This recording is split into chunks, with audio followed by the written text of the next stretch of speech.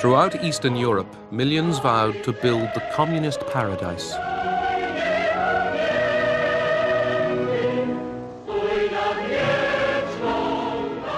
They toiled to carry out orders and plans dictated from Moscow.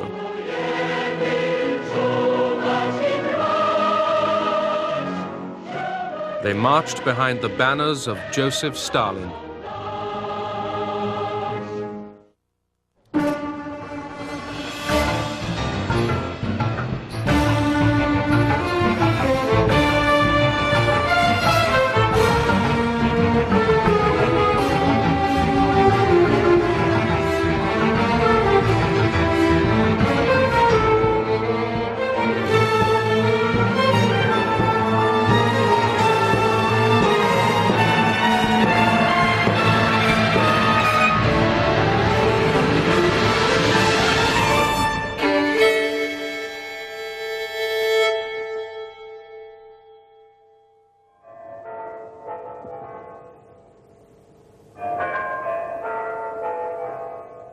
March 1953.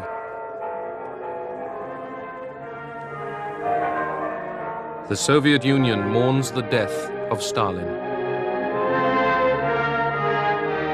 For almost 3 decades, Stalin ruled supreme. How would they manage without him? It felt as if the whole world was about to collapse. We wondered what was going to happen to us. We thought of Stalin as our father who would always look after us.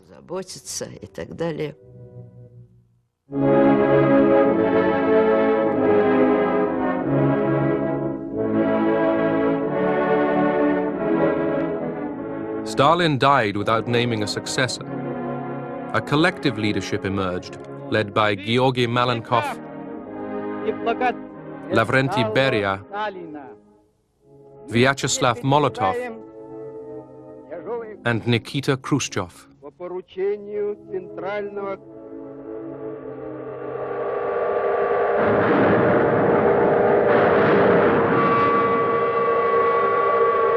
Millions of Russians grieved for their dead leader, even though his rule had been ruthless and their own welfare neglected.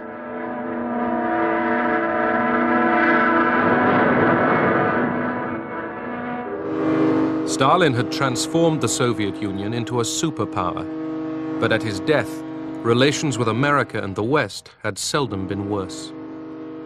For 10 years, the world has been dominated by the malignant power of Stalin.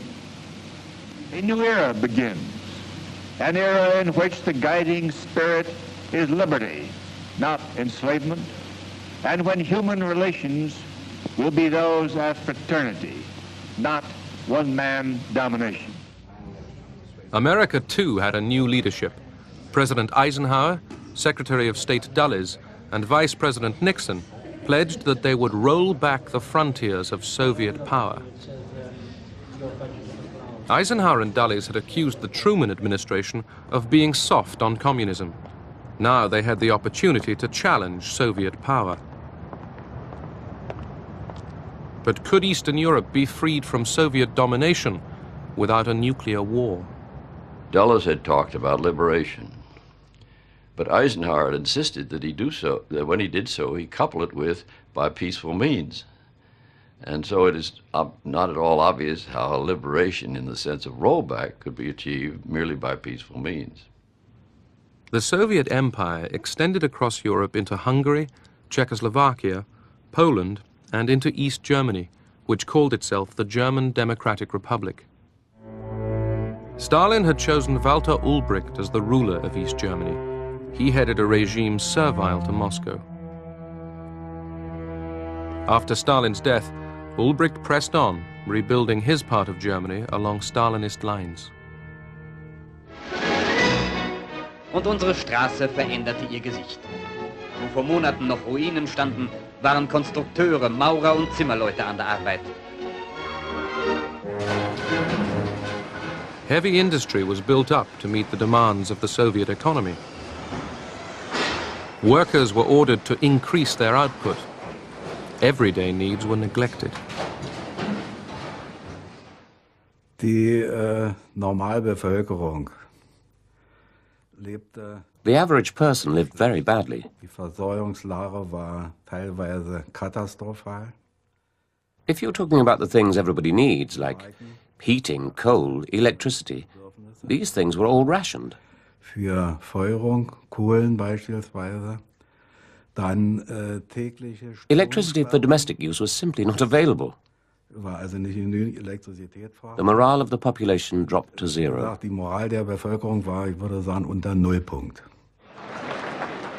Like Stalin, Ulbricht tolerated no opposition. The secret police, the Stasi, had its informers everywhere.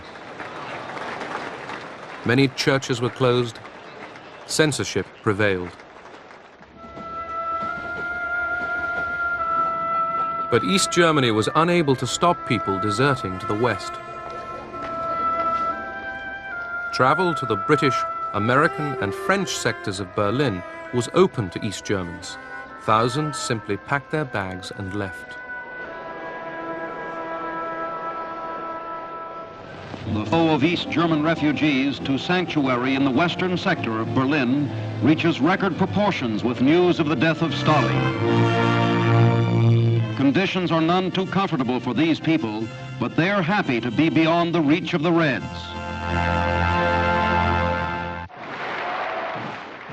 Undeterred, Ulbricht demanded renewed loyalty from East Germans. Alarmed, the new leaders in the Kremlin ordered Ulbricht to soften his rigid policies. He complied only half-heartedly. The hated production quotas remained in place.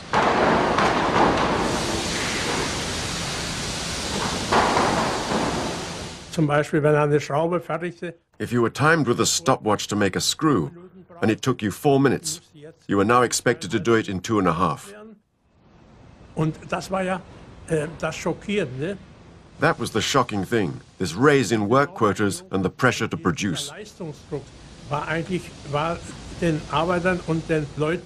It was all too much for working people. Popular anger exploded. Workers took to the streets of East Berlin. When we passed construction sites, everybody, metal workers, locksmiths, masons, carpenters, all joined us. When we arrived at the city hospital, there were several thousand people with us. Banners appeared at the construction sites saying, "Down with the work quota increases." News of the growing unrest soon spread to West Berlin. I was having lunch in an open-air restaurant in West Berlin on the 16th of June, when a friend of mine, who was in military government and probably in intelligence, drove past and said to me, "Charles, you ought to be in East Berlin." So I got into my car and I went over and ran into the building workers who by that time had left the building sites, were on strike and were marching through East Berlin. And where I caught up with them was near the Friedrichstraße Bahnhof station, the main station right in the middle of East Berlin. And by that time, striking in itself was a political act, was an act of rebellion. But marching through the streets was something more, was almost kicking off a revolution.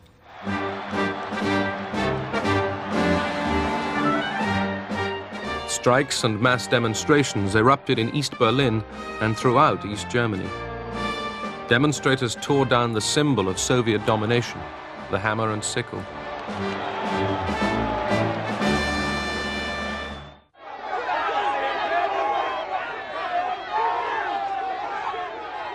Government authority in East Berlin collapsed.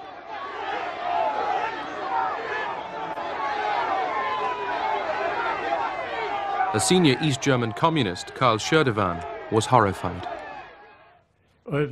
Ulbricht, Grete-Wohl, Herrnstadt and a few others were all inside the Soviet headquarters at Karlshorst. They just sat there and talked among themselves, but nobody made any decisions. Nobody called for a meeting of the Central Committee. I thought the party was leaderless. The demonstrators vented their anger on all visible reminders of communist rule.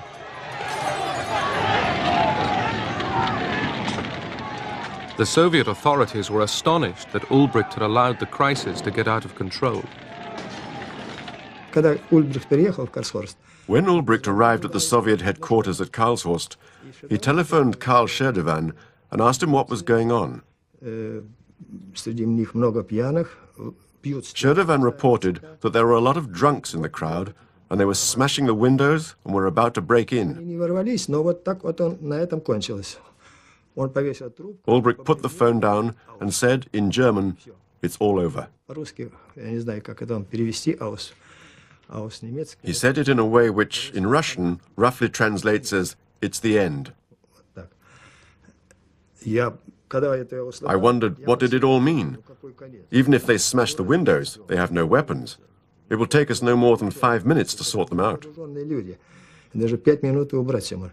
They were trying to elect a strike committee from the leaders of the workers when 4 Russian tanks drove into the square, 4 abreast, and went straight for the crowd.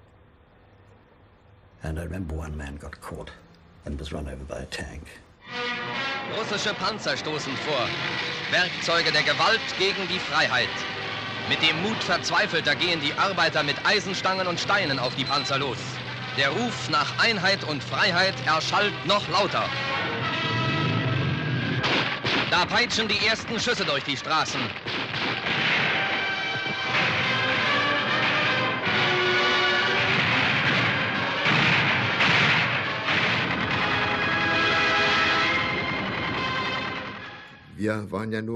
We couldn't do anything against the tanks with our bare hands and stones. As soon as the firing started, people began to drop down, wounded or dead. The shooting broke up the demonstration. For us, the dream of freedom was over. Soviet troops quelled the revolt throughout East Germany. At least 40 people were killed and thousands were arrested. It was the first time that East German and Soviet troops closed off the Soviet sector of Berlin from the rest of the city. The British, the Americans, and the French were all for a quiet life. Their concern was to have security of the access routes to West Berlin, that they wouldn't get into difficulties with the Russians. That was all they were interested in. They did not want to get involved.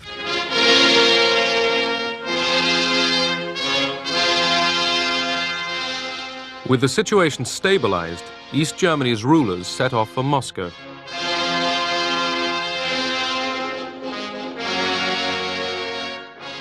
Outside of the Soviet bloc, few countries recognized Ulbricht's German Democratic Republic.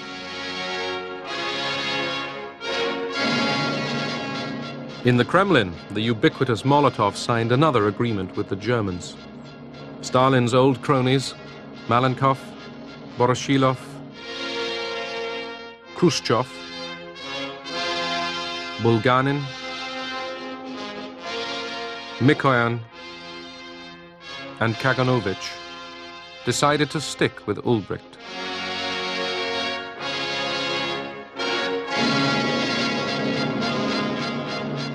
Carefully orchestrated for the cameras, the Politburo bid farewell and good fortune to their East German comrades. One person was missing, Stalin's secret police chief, Lavrenti Beria. The Kremlin claimed he spied for the West. Later that year, he was executed.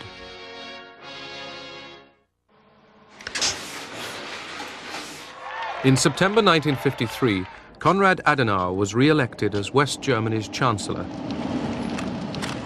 Adenauer wanted his half of Germany to become a partner in NATO, the West's military alliance.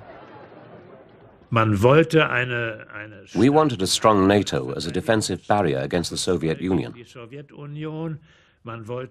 We also wanted to prevent any expansion of the Soviet Union into Western Europe. We could only achieve these aims if we had a West German army.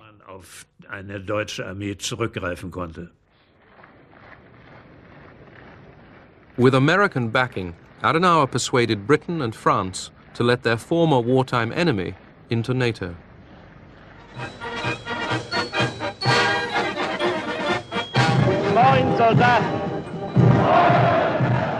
In 1955, West Germany was allowed to form an army.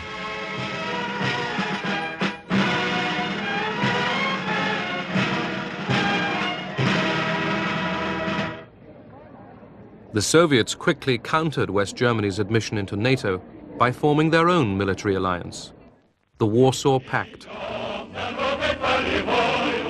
The pact formally bound the armies of the communist satellites to the Soviet High Command. The new treaty legitimized the presence of Soviet troops in Eastern Europe. Both East and West claimed their alliances were defensive. Both prepared for war. But the Soviets wanted to reduce tension in Europe. Molotov, the Kremlin's hardline foreign minister, was ordered to negotiate an Austrian peace treaty and the withdrawal of Soviet troops.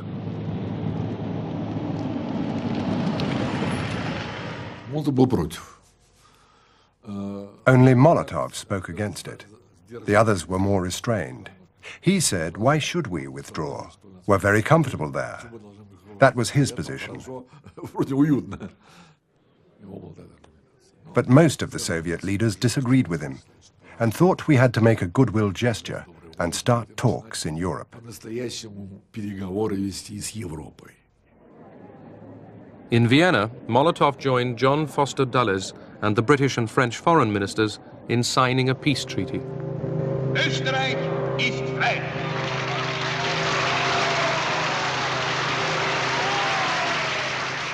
Britain, France, America, and the Soviet Union agreed to end their military occupation of Austria. In return, the Austrians promised permanent neutrality. 10 years after the end of the Second World War, the West and the Soviet Union withdrew their troops. Their departure encouraged some people to hope that one day Soviet troops might also pull out of Eastern Europe. In the Kremlin power struggle, Khrushchev had outmaneuvered Malenkov and Molotov. In 1955, he led a Soviet delegation to Yugoslavia. Khrushchev wanted to repair the damage Stalin had caused by expelling President Tito's Yugoslavia from the communist bloc. My father, he told that these people fought against fascism. And really, it is only one country in the Europe who won itself, not by the help of the Soviet Union, itself. So he told, I have to go there, not invite Tito in Soviet Union, because we are a big country, and we have to show them that we were wrong.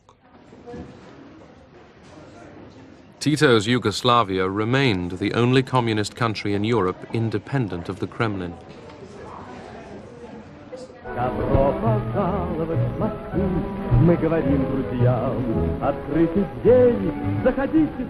Inside the Soviet Union, Khrushchev wanted to overcome the legacy of Stalinist terror and hardship. He put more resources into the production of consumer goods and housing.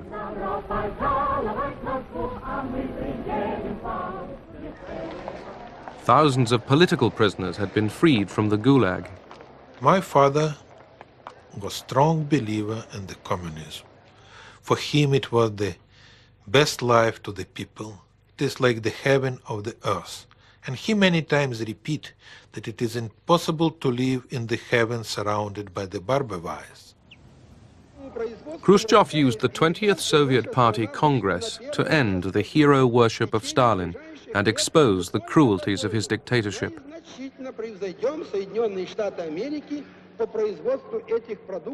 During a secret session, Khrushchev made a speech that astounded everyone present. When he made his speech, people in the hall started to groan. There were shouts of shame. Stalin, Khrushchev told his audience, had ordered the imprisonment and execution of thousands of loyal communists, workers, managers, and soldiers. No one, peasant or general, had been safe from Stalin's terror.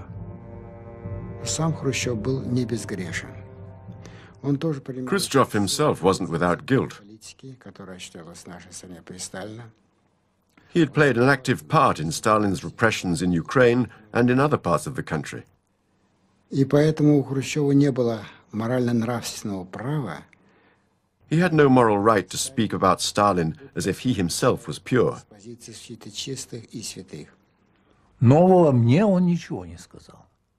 He did not say anything new for me, or for the majority of my friends. He did not say everything that needed to be said, but we were happy that at least it was said. He said it in a half-whisper, literally in secret. It was not printed in the newspapers, but came out in a leaflet read at party meetings, and sometimes outside. We used to say, "This is the beginning of truth. Truth will win."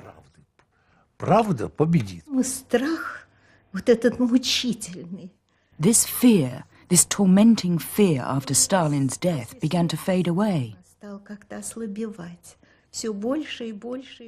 After the 20th Congress, it looked as if this fear would never return.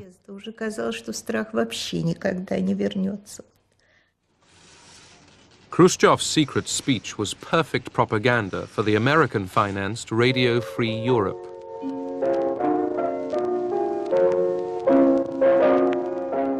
The text of Khrushchev's speech was broadcast after the CIA received a copy from the Israeli intelligence service.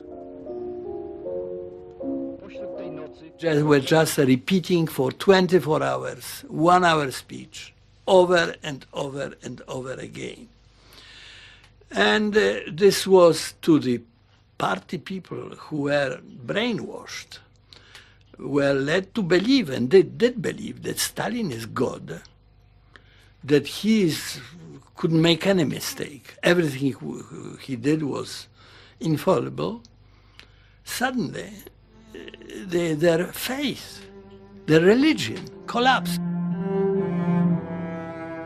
Poland was fertile territory for Radio Free Europe's message. Stalinist policies had brought Polish workers close to revolt. After years of shortages and hard work, they wanted change. In June 1956, workers in Poznan demanded bread, liberty, and freedom for the Roman Catholic Church, and above all, an end to the Soviet domination of Poland. The demonstrators were met with Polish tanks and Polish bullets. 74 people were killed. Young protesters faced a show trial to which foreign journalists were invited. What really shocked the government, the regime, was that it was the workers who rose. It was not the people that they were afraid of. It was not the sort of intellectuals. It was not people involved in politics. It was real workers, and they were disgusted. So that was a terrible blow to the regime. The uprising in Poznan fueled the spirit of rebellion. Backed by Polish workers, reformers in the Communist Party made ever more radical demands. Some even called for the withdrawal of Soviet troops. The reformers turned to Władysław Gomulka, a patriotic communist imprisoned under Stalin. Without consulting the Kremlin, Polish communists chose him as their new leader.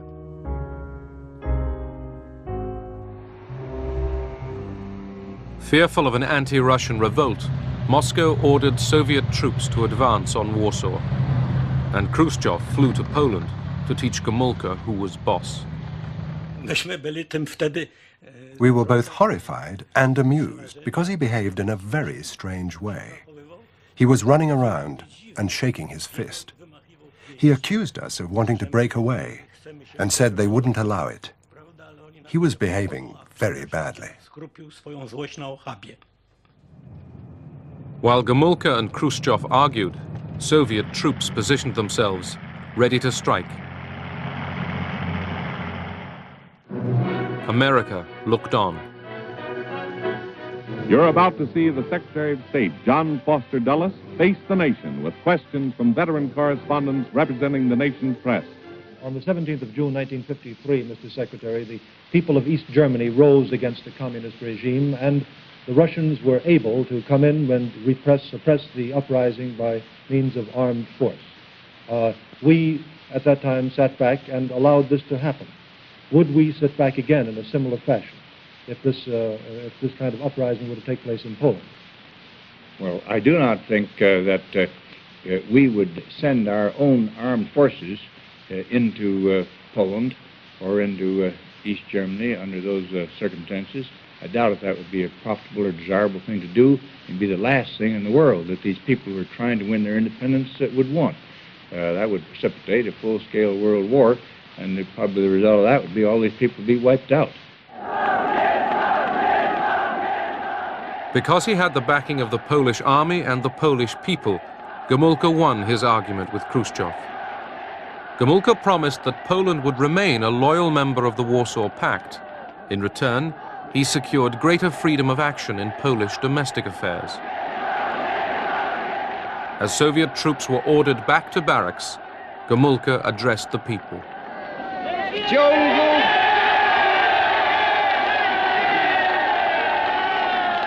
W ciągu ubiegłych lat nagromadziło się w życiu Polski wiele zła, wiele nieprawości i bolesnych rozczarowań. Idee socjalizmu, przeniknięte duchem wolności człowieka i poszanowania praw obywatela, w praktyce ulegały głębokim wypaczeniom. Słowa nie znajdowały pokrycia w rzeczywistości. Gomulka's promise of a freer, more Polish nation calmed the demonstrators. Gomulka mi opowiadał, że parę lat potem Gomulka told me a few years later that he had a conversation with Soviet Marshal Zhukov, who had been drinking. siedział obok Gomulki i Zhukov said, "We were so well prepared that we could have been all over Poland in 3 days. We had very detailed plans." Myśmy byli tak przygotowani, że w ciągu 3 dni byśmy wszystko u was opanowali. And Gomulka replied, "Did you plan how many people on both sides would have perished?" Również ile będzie ofiar po obu stronach.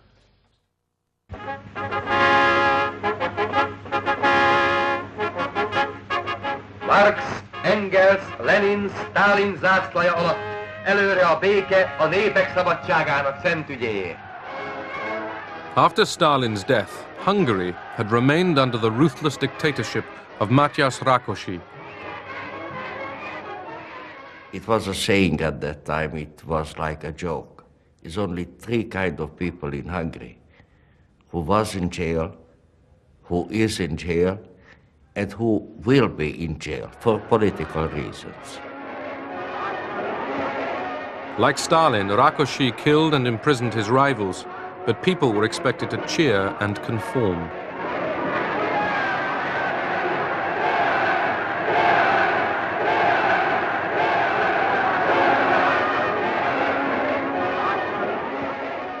The new Kremlin leadership disapproved of Rákosi. A senior Soviet official was sent to deal with him. 2 hét múlva jött Mikoyan, az örmény. Mikoyan, the Armenian wheeler dealer, arrived. Rákosival mentünk ki Rákosért.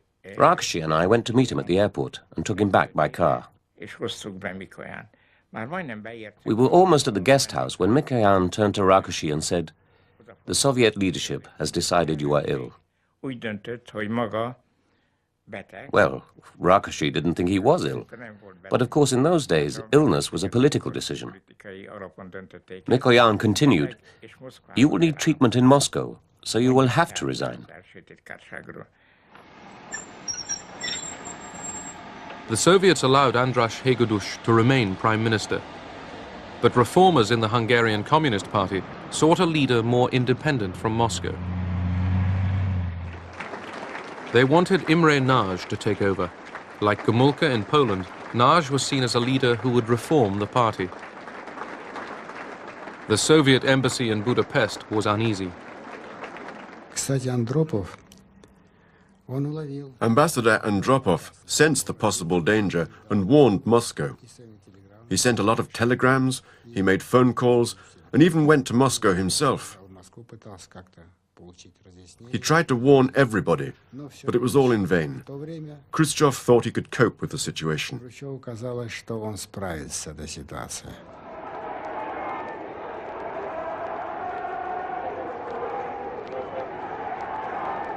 Inspired by Gomulka's success in Poland, thousands poured into the streets of Budapest. Students and workers demanded free speech, the disbanding of the secret police, and the withdrawal of Soviet troops. They paraded Hungarian flags with the communist emblem torn out. I was stopped halfway across Margit Bridge by women students. One of them asked me for my army cap. She pinned the Hungarian national colours to it and thrust a leaflet into my hand. It contained 14 demands. I could agree with 13 of these demands, but I couldn't agree with the 14th, which called for the withdrawal of Soviet troops from Hungary. This was a demand which we couldn't possibly achieve. The demonstrators carried portraits of Imre Nagy. Communist reformers urged him to take charge.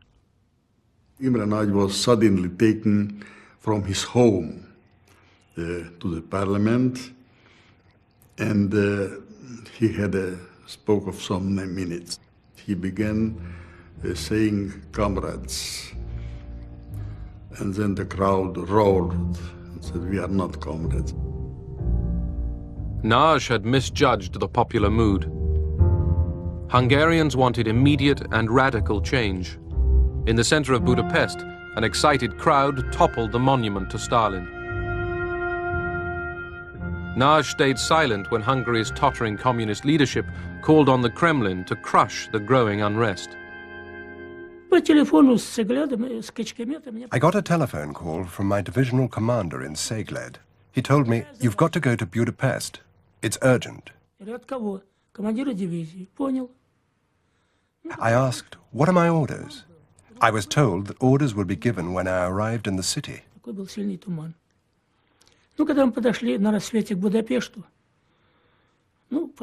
We were approaching the city as dusk fell. We thought that all that was needed was a show of force. Then I heard a machine gun open fire and the screams of a man who was wounded or dying. Then I realized that things were going to get serious.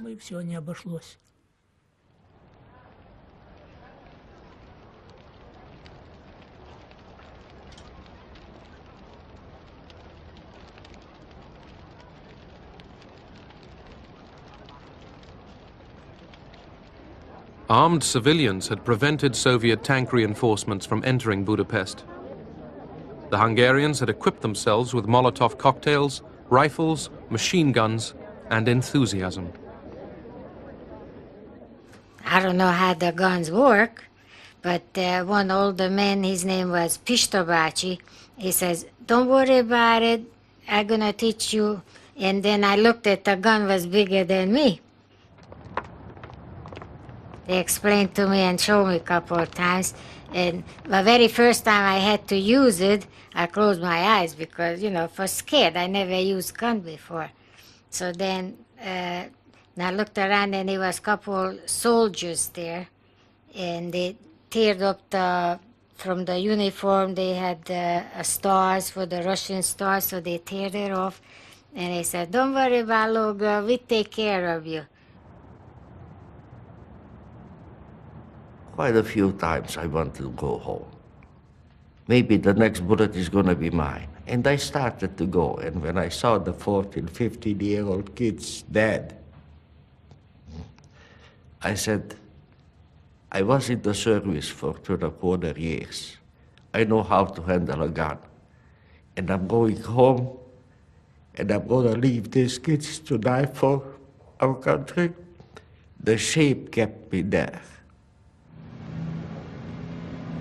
During 4 days of fighting, the Budapest revolutionaries stood their ground.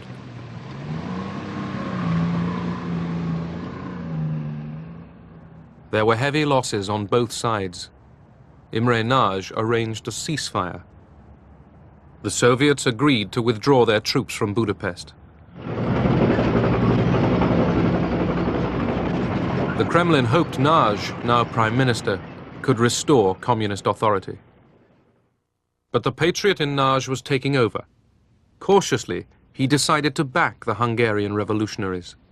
Magyarország népe a múlt héten tragikus gyorsasággal törekvett a véres eseményekre. Az is vitathatatlan, hogy ezekben a megmozdulásokban elemi erővel bontakozott ki egy nagy, egész népünket átfogó és egyéforrasztó nemzeti demokratikus mozgalom.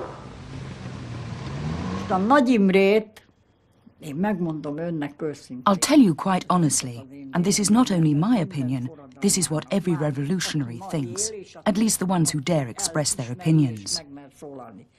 Nagy Imrét mi csak akkor. We only recognized Imre Nagy as our prime minister when he actually acknowledged the revolution. Amikor ő fölvállalta, és nem azt mondta. He announced, this is not a counter-revolution, this is a fight for freedom. Forradalom van, hanem azt mondta, hogy ez szabadságharc. During the fighting in Budapest, many people had taken refuge in cellars. As they emerged, they found much of their city in ruins.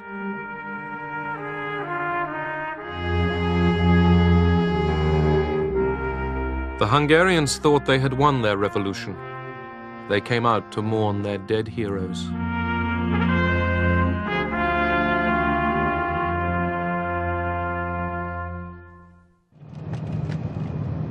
Western correspondents flocked to Hungary to report on a victory.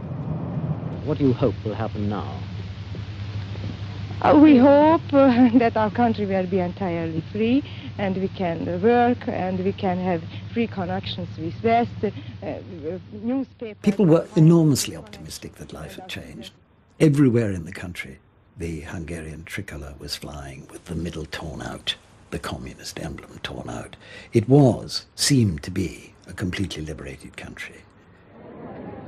Many Hungarians looked to America and the West to guarantee their revolution. Behind me is the Blue Danube in Budapest. The scene is calm enough here, but the rest of this city is in a bloody turmoil. For more than a week, the Hungarian rebels have been attacking the signs of Soviet tyranny. It's become a platitude to say of a people that they've earned their freedom. But it's the only thing that can really be said of the Hungarians today. Whether they will be free is still in the issue. But if sheer guts can win freedom, they'll win. The West's attention was diverted by another crisis far from Europe. An extraordinary military venture was beginning in the Middle East. Egypt's Suez Canal was attacked by Britain, France, and Israel. America hadn't been consulted and was infuriated. So too were Hungarians. We went to interview the head of the resistance in Győr, which is the main town in Western Hungary. And he gave us an interview. And then he said, you have wrecked, you the British, and of course the French, have wrecked our rising by starting a war in the Middle East. This will put the Russians in a position where they can in fact act with impunity because the world's eyes will be on the Middle East and not on Hungary. So they were angry.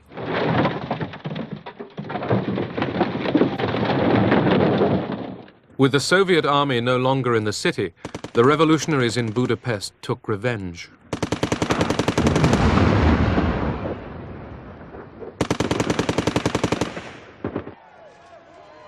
Communist Party offices were destroyed.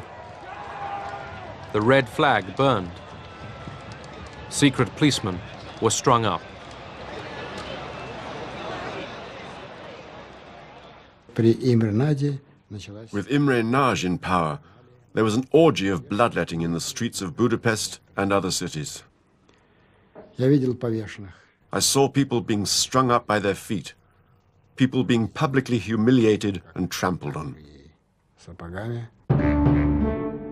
The Soviets sent more troops into Hungary.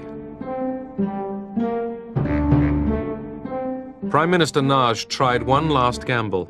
With Austria in mind, Nagy declared Hungarian neutrality and divorce from the Warsaw Pact. He hoped international pressure would stop the Soviets crushing the revolution. Imre Nagy's government was not a legitimate one.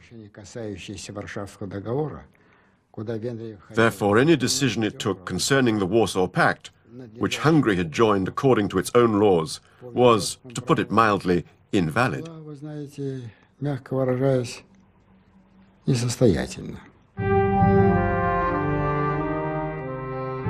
Other communist states, especially China, were urging Khrushchev to use force. It was a very complicated decision to my father, as he told for 3 or 4 days. He talked with the Chinese, with other representatives, and one time they decided not to use force, then they told, no, we have to use force, yes, no, yes, no. At last it was decision, yes, to use it. We were told to get ready to re-enter Budapest because the terror had started. We were not a force of occupation. Instead, we were going in as saviors to protect the people from banditry and terrorism. We knew that the Americans might also enter the city from the west.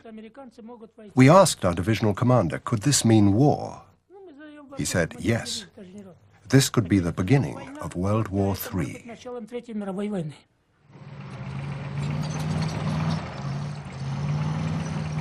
On November the 4th, 1956, the Soviet army re-entered Budapest. I called up Imre Nagy and I then told that, Mr. Prime Minister, all the signs we observed, the massive troop employment, the unrestricted shooting, now the attack against the final perimeter of Budapest, all of this suggests to me that we are in war with the Soviet Union. I recommend that U.S. Prime Minister state for the nation, for the world, that Hungary is in war with the Soviet Union due to the Soviet aggression. He dressed me down practically. No war with the Soviet Union.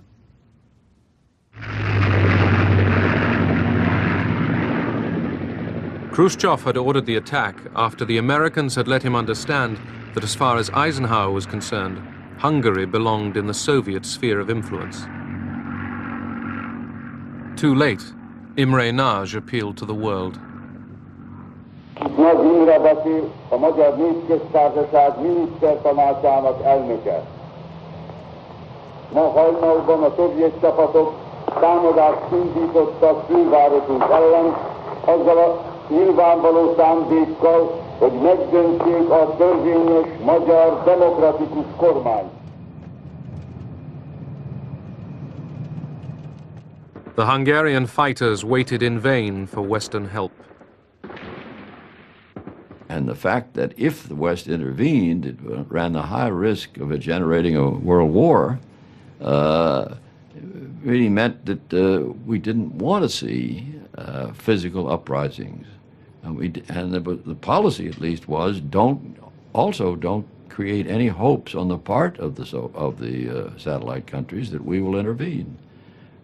Radio Free Europe, and they were saying, hang on to 3 weeks, 3 more weeks. We come in, we help you. So we fight for the last bullet, the last drop of blood we was holding on to. And what happened was they was lying to us. Nobody came. The Hungarian Revolution was crushed. Thousands were killed in the fighting. Imre Nagy was executed.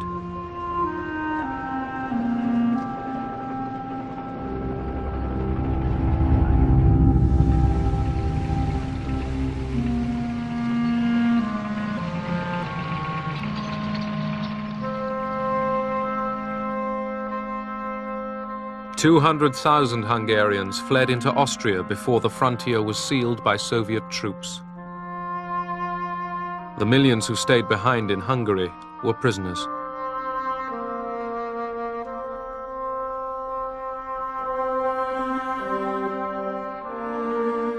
Khrushchev had reinforced the Iron Curtain.